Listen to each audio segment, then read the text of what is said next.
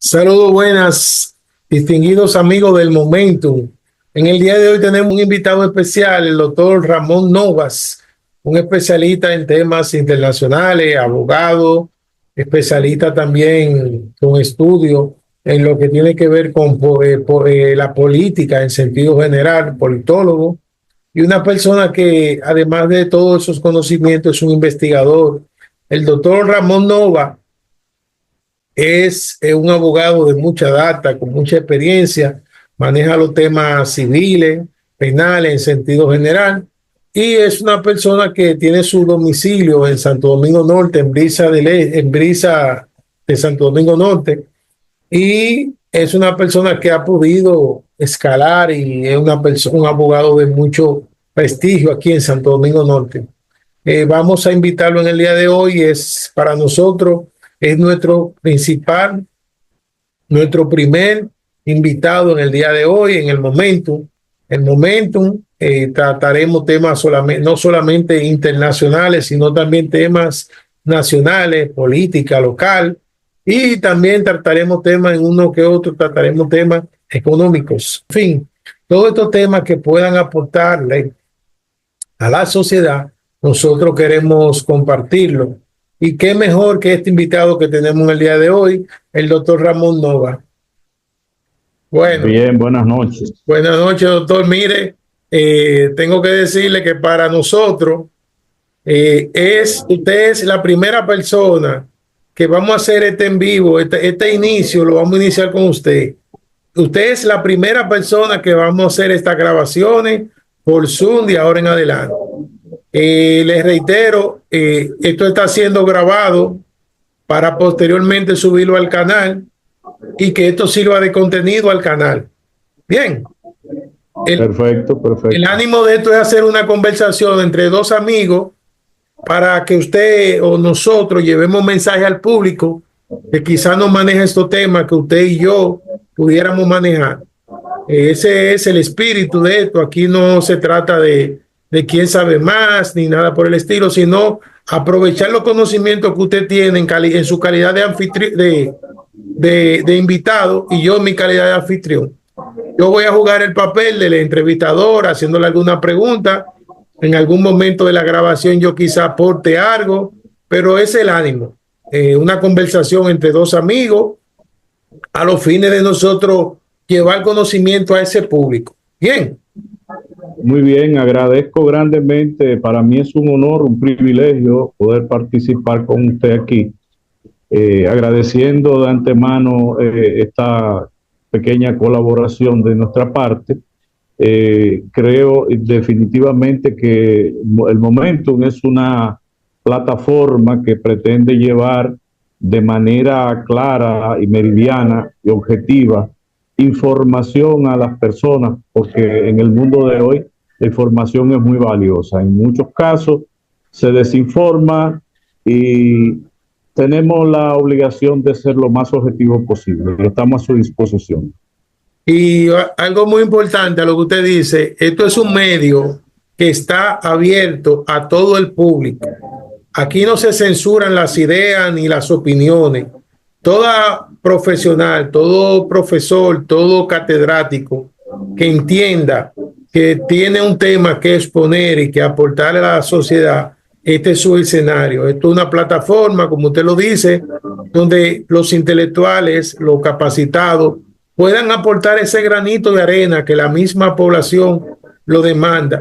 Entonces, así como lo hacen en otros países, esto que usted y yo estamos haciendo ahora mismo, lo están haciendo en Europa, Rusia, Inglaterra y Estados Unidos. ¿Y por qué en la República Dominicana nosotros no podemos hacer eso mismo? Tantos conocimientos que tienen los dominicanos, personas capacitadas, que quizás no tengan esa publicidad que otros tengan, pero que tienen los mismos conocimientos que cualquier otro profesional del área. Bueno, vamos a darle el inicio de esta conversación. No sé antes nosotros decirle al público que tenemos como invitado en el día de hoy al doctor Ramón Novas, un profesional del derecho, una persona que es investigador, estudioso de la historia los procedimientos de la misma sociedad dominicana, y también tiene conocimiento, amplio conocimiento en lo que son los temas de la política y la geopolítica. Y para el canal El Momentum es un privilegio y un honor que personas como él se aporten su granito de arena. Y vamos hoy a tratar lo que es el tema de la geopolítica, la situación que está pasando tanto en Rusia como en Ucrania, y cualquier otro aporte que el doctor Nova quiera puntualizar, ¿por qué no? Siéntase en libertad, doctor, de hacernos por dónde pudiéramos iniciar desde su punto de vista.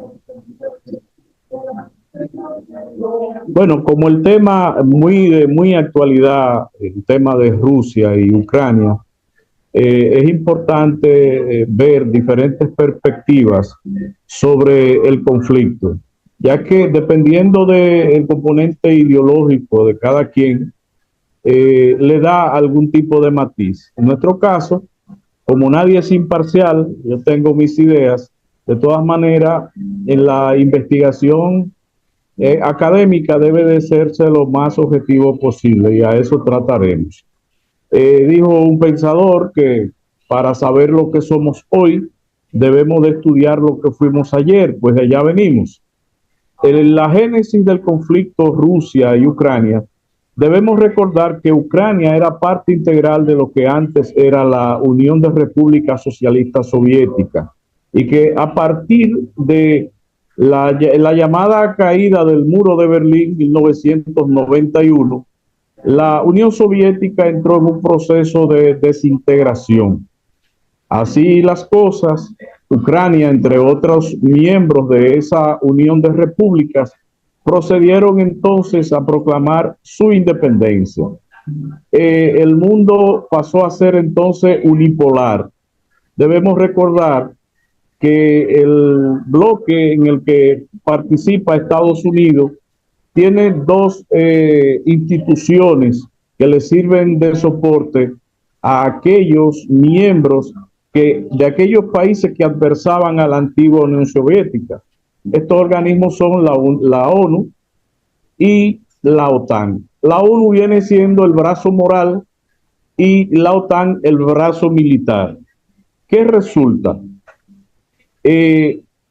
Hubieron acuerdos verbales entre Mikhail Gorbachev y Ronald Reagan, que eran los presidentes para aquel entonces, de que no debían extenderse la frontera más allá de lo que estaba establecido. Es decir, Estados Unidos no debía de influir en aquellos países que formaron parte de la Unión Soviética, buscando la manera de, en términos geopolíticos, preservar territorio. El territorio en geopolítica es fundamental porque este marca fronteras, más allá de las fronteras políticas, marca fronteras de poder. Evidentemente que los Estados Unidos, al convertirse en una potencia unipolar, tratando de llenar todas sus apetencias a nivel global, empezó a sonsacar, como decimos aquí, a esos países. La Unión Soviética, lo que pasó a ser la Federación Rusa, quedó muy debilitada, tanto política como económicamente. Estados Unidos empezó, a través incluso de la Unión Europea, a hacer acercamiento, a tratar de atraer a algunos de los países que bordeaban la Federación Rusa, con la finalidad de ingresarlo a la Unión Europea. Entonces, pasado el tiempo, Rusia empezó a ver que su frontera geopolítica estaba siendo permeada. Es decir, los Estados Unidos y la Unión Europea como aliados buscaban la manera de que muchos de esos países formaban parte de la Unión Europea. Evidentemente que muchos de esos países quedaron en condiciones económicas bastante difíciles, lo que hacía muy apetecible para estos países entrar a la Unión Europea por los beneficios que daba la asociación. Pero para llegar al conflicto actual, nos vamos a remitir a los años 2014, en donde hubo un conflicto Precisamente en el 2008 primero hubo un conflicto porque Georgia, que era una república, antigua república soviética, intentó entrar a la Unión Europea. ¿Qué pasa? Que Rusia, como era un territorio prácticamente continental en la época de la Unión Soviética, muchos de sus habitantes quedaron en territorios, personas de origen ruso quedaron en antiguos territorios y hablaban ruso, pensaban en ruso y se sentían que Rusia era su madre patria. Al norte de Georgia existen dos enclaves, Abjasia es uno, y el otro territorio es Osetia del Sur. En 2008, Saakashvili, creo que era el presidente georgiano de la época, evidentemente pro-europeo y pro-Estados Unidos, intentó avanzar a esos territorios que reclamaban una autonomía, que pensaban en ruso, vivían como rusos y querían seguir en esa órbita. Acontecido esto, evidentemente la Unión Soviética, después de, mejor dicho, la Federación Rusa, ingresó al territorio para desplazar, incluso bombardeó la capital georgiana y ese conflicto duró 9 días, tanto en Abjasia como en Osetia del Sur. Rusia marcó territorio y dio un claro mensaje. Tanto así que Georgia no pudo ingresar. Pero, ¿qué pasa?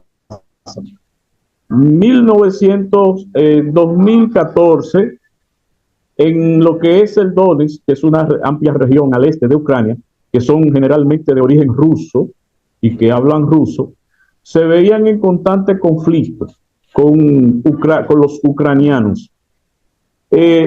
Francia, con el presidente Hollande y Angela Merkel, fueron países garantes para la reunión de Minsk de 2000, la reunión que se dio en Minsk hace prácticamente, digamos que 14 años, estamos hablando del 2010.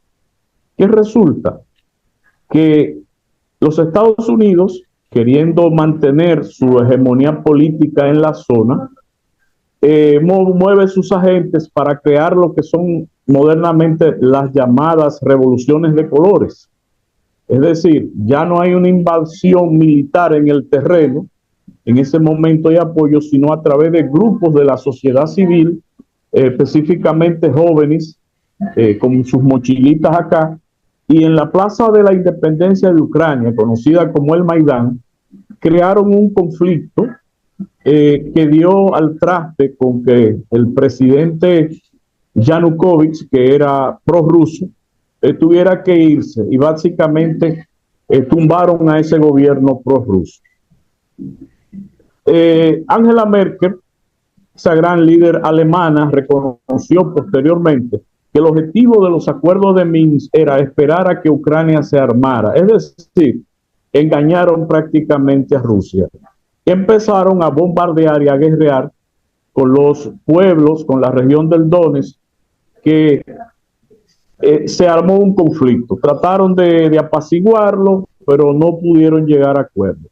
Rusia, sintiéndose garante de esos pobladores y denunciando Putin, denunciando ese tipo de agresión, advirtió a los ucranianos que cesaran. No cesaron. La advertencia del presidente Putin fue llamar a los militares ucranianos a que pusieran a Vladimir Zelensky, que sabemos que antes de ser presidente era un comediante famoso en su país. Así las cosas, Rusia decide hacer lo que se llamó una denominada operación especial y envió sus tropas. Vimos por televisión cuando las tropas rusas llegaron incluso a la capital. Luego se dice que hubo un retiro estratégico y se retira a los terrenos, a los territorios que eran parte del conflicto.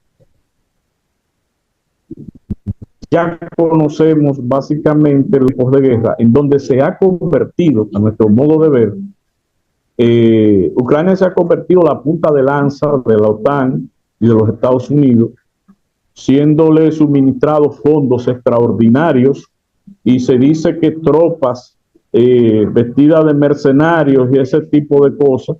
Incluso no hace mucho el presidente francés hizo amenazas y dijo que en ese pulso internacional, Polonia ha sido un país también que ha tenido un protagonismo bastante agresivo con relación a Rusia. Hemos visto las sanciones económicas, porque tenemos en estos tiempos que las guerras son híbridas, ya no es solo en el terreno, también hay guerras económicas, guerra de información y de desinformación, para destruir moralmente al enemigo. Podemos hacer una pausa ahí. Sí. ¿Te quiere hacer una pausa? También existe lo que son las... Bueno, usted es el... No, está bien, yo lo felicito porque prácticamente usted ha hecho un relato desde el origen próximo, cercano, hasta una fase, porque tal cual como usted lo vino planteando desde el 91, los acuerdos que se hubiesen hecho, desde antes de eso, con el mismo, no solamente con Boris Yeltsin, sino con el presidente, eso viene desde antes de la caída del mismo muro de Berlín. El mismo presidente Boris Yeltsin y el que lo sustituyó, no recuerdo el nombre de él, el que sustituyó a Boris Yeltsin, Mikhail Gorbachev, y sucesivamente más para atrás Nikita Khrushchev, hasta llegar a 1991. Y el punto de lanza de partida, como usted lo estableció, es en el 2014, y que ya posterior a eso se vino agravando en el 2022. Ciertamente lo que usted plantea, ya hay diferentes tipos de guerras, y es bueno que la población entienda que cuando hablamos de guerra no es lo que le llaman los militares la guerra convencional. También existe esa guerra psicológica, esa guerra de la prensa, donde cuando se hace un bombardeo y se destruyen propiedades y hay muertos, heridos, se dicen que no hizo gran cosa, que no afectó gran parte importante de esa nación. Eso es parte del relato que se lleva en la guerra. Y por qué no decir que también la guerra tecnológica, que en esta guerra, en estos momentos, ha venido a jugar unos nuevos papeles. Por ejemplo, en cuanto a armamentos, se están utilizando lo que son los drones, que ya usted no tiene que tener esa fuerza de hombre a hombre, ni siquiera tener que mandar un MiG-25, un F-35, un F-64 de ruso, sino que usted con esos drones y esos misiles de alto, largo y de largo alcance, también son elementos nuevos que tenemos en esta época, que ha venido acompañado con todo lo que son la modernización, la inteligencia artificial, en fin. Mire, cuando analizamos esa crisis de Ucrania, mucha gente no entiende lo que lo originó. Tal cual como usted lo planteó, hay una parte que se independizó de Ucrania, que quiere ser prorruso porque entiende que las condiciones de Rusia le favorecen, se sienten más protegidos desde el punto de vista geopolítico, en fin, un sinnúmero de elementos. Eso se hizo un referéndum. Ese referéndum, dicen Occidente, que fue influido por el mismo Vladimir Putin, pero en conclusión, lo cierto es que hay otro acuerdo que se violentó, era que la OTAN no se podía seguir desplazando hacia el este, pero existe una temática, que la razón de existir de la OTAN finiquita con la caída del muro de Berlín, porque el objetivo de la OTAN, el Tratado de Organizaciones Transatlántico, era evitar nuevos conflictos posterior a la Segunda Guerra Mundial. A la caída del muro de Berlín, del muro, ya entonces no tiene razón de ser y comienza a incursionar en lugares que no le correspondía. Por ejemplo, Uno de esos lugares que estaba prohibido para la OTAN era la invasión en Afganistán en el 2003 y en el mismo Irán.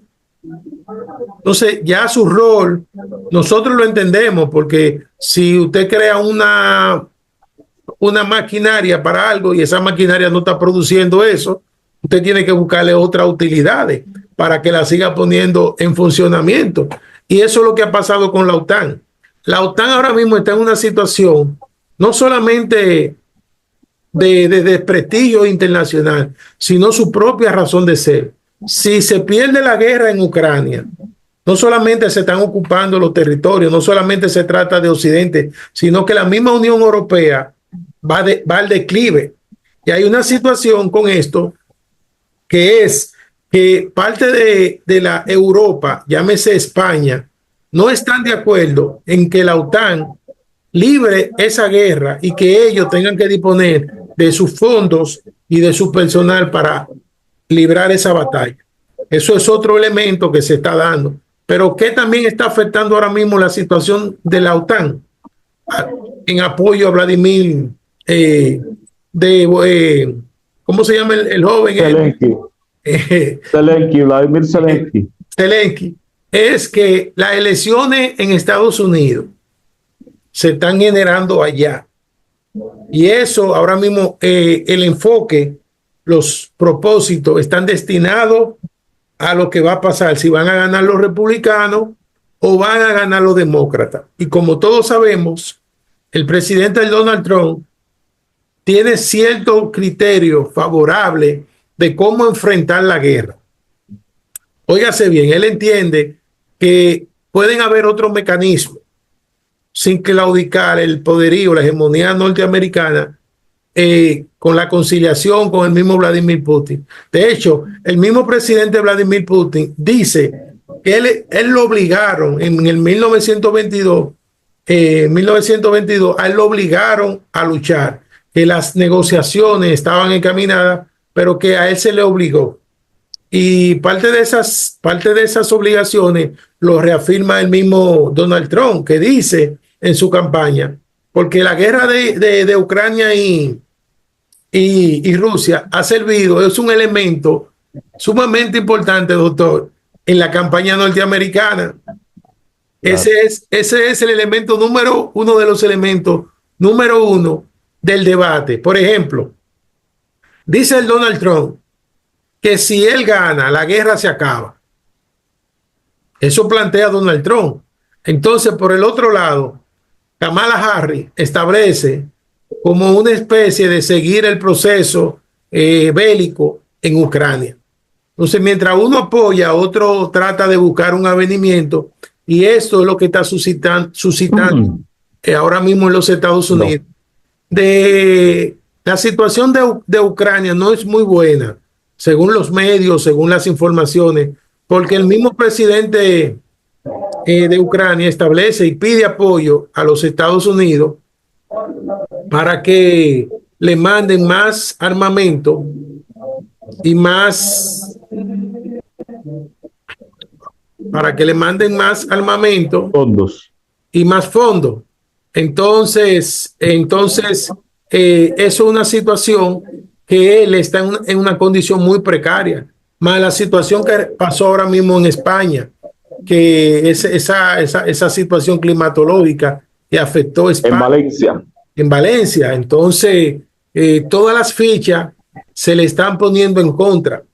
Y hay unos elementos por ahí, como el caso de Corea del Norte, que ha mandado algunas informaciones, dicen de 3,000, otros hablan de 5,000 de reserva de soldados que están dispuestos ahí al frente en la parte norte y este de Ucrania en apoyo al presidente Putin o al Kremlin. Bien, entonces para esos fines, porque de perder esa guerra sería un duro golpe para Occidente. No sé si ¿qué le parece? Bueno, de hecho lo está haciendo. Mire, de acuerdo a nuestro humilde criterio pasa lo siguiente, doctor. Los Estados Unidos Sabemos que tiene emplazado en diferentes partes del globo bases militares. Fundamenta su poderío en lo militar, en esa diplomacia y amarrar, como dicen por lo corto, a los países que están bajo su órbita. ¿Qué sucede?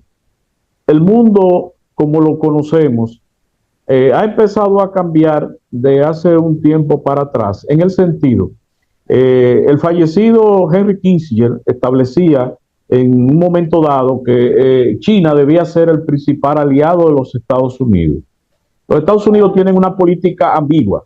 Si bien reconocen a China como que Taiwán es parte de China, del territorio, por otro lado aupan la división porque le interesa desestabilizar. Cometieron el error de unir a Rusia con China. Los chinos no se recuerda que hayan invadido a nadie porque lo de ellos es hacer negocios. Su mentalidad es una mentalidad confuciana y es diferente a la mentalidad de nosotros, los que estamos en este lado del mundo. Entonces han unido a estos países.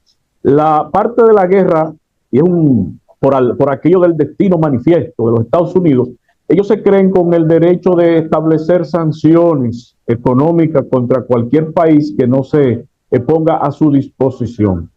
En virtud de este conflicto, China, que se está preparando en su momento para tomar a Taiwán, porque están viendo que la región del Pacífico es una región, el desarrollo mundial y económico está de aquel lado, no de este lado, los Estados que los norteamericanos perdieron el sueño americano.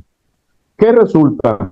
De acuerdo a nuestro modo de ver, que China se ha aliado con Rusia, Putin, que es uno de los últimos líderes mundiales, quiera sí o no, que sabe que la geopolítica es un tablero y él sabe mover sus fichas. ¿Qué resulta? Los Estados Unidos antes cuidaban la forma, aunque por detrás hicieran otras cosas, su diplomacia era, pero en los últimos años se ha visto que a ellos no les importa absolutamente nada. Lo peor es que la Unión Europea, sabiendo, aunque están bien amarrados y que no pueden ser otra cosa que hacer lo que digan los Estados Unidos, pero la peor parte la ha llevado precisamente Europa. Se dice que incluso Estados Unidos ha caído en hacer acciones terroristas de maneras abiertas. Recordemos la voladura del Nord Stream, que era el gasoducto que suplía prácticamente gas a Europa. Y Europa está en decadencia, pero lo que vemos también son decisiones desesperadas porque los imperios, de una manera u otra, llegan a su fin. Recordemos que cuando el Imperio Romano cayó en decadencia, que se dividió en dos, los turcos ocuparon a Constantinopla. Constantino, que fue el gran creador de la religión que como la conocemos, la religión católica. Bueno, pero resulta que después de la Primera Guerra Mundial, los territorios que son parte incluso del conflicto, estamos hablando de Israel, los palestinos, Siria, Egipto, que se ha mantenido ahí por un acuerdo que tiene con los israelíes. Ellos fueron, Inglaterra y Francia, fueron los que dividieron ese territorio y lo dividieron muy mal. Y son los que precisamente auparon la creación del Estado de Israel. Fíjense que aquellos conflictos degeneraron en situaciones. Los Estados Unidos siempre ha apoyado a Israel por varias razones. El poder económico en los Estados Unidos, los que pagan campaña y los que mueven el dinero en Estados Unidos son los israelíes. ¿Qué pasa? Que nos hemos olvidado un poco del conflicto de Ucrania y Rusia por este nuevo conflicto que hay, pero no solamente la situación que lleva unos políticos sionistas, que no son todos los israelíes, sino una visión ideológica, religiosa, que son los que están gobernando a Israel y que le sirven a los Estados Unidos con una política ambigua. Por un lado dicen, no, pero que no deben hacer aquello, pero entonces le mandan portaaviones para que lo proteja. Porque también Israel le garantiza mantener desestabilizada la zona a los Estados Unidos. Pero ¿qué es lo que pasa? Se dice que jamás el grupo al que se le atribuye los atentados del 7 de octubre del año pasado, que es lo que ha provocado esta situación, qué es lo que pasa? Que Estados Unidos han estado fomentando y ayudando. Jamás fue una creación precisamente de Israel en principio. ¿Para qué? Para dividir al grupo Al Fatah, que había heredado de Yasser Arafat, que sí. Se dice que lo eliminaron. Entonces, ¿qué sucede? Pasó el tiempo y ese grupo empezó a ser posiblemente financiado por Qatar, esa nueva generación que llegó, y ese grupo entonces prácticamente se le ha virado. ¿Qué tiene la situación mundial actual? Que está pendiente, como usted decía ahorita, de las elecciones americanas. Aquí las elecciones americanas prácticamente tienen a todo el que hace comentarios o análisis políticos, que todo depende de que si Irán bombardea a Estados Unidos unos días antes, porque el tema de las elecciones. Usted mencionaba ahorita el tema de Donald Trump. Mire, para mí, demócratas o republicanos, son dos partidos políticos de un sistema que quien gobierna los Estados Unidos es el llamado Estado profundo. Las clases, esa gente que no se ven, las grandes corporaciones. Por un lado, Trump está amenazando con el tema de las migraciones y es muy duro porque le está dando el discurso que los norteamericanos quieren oír.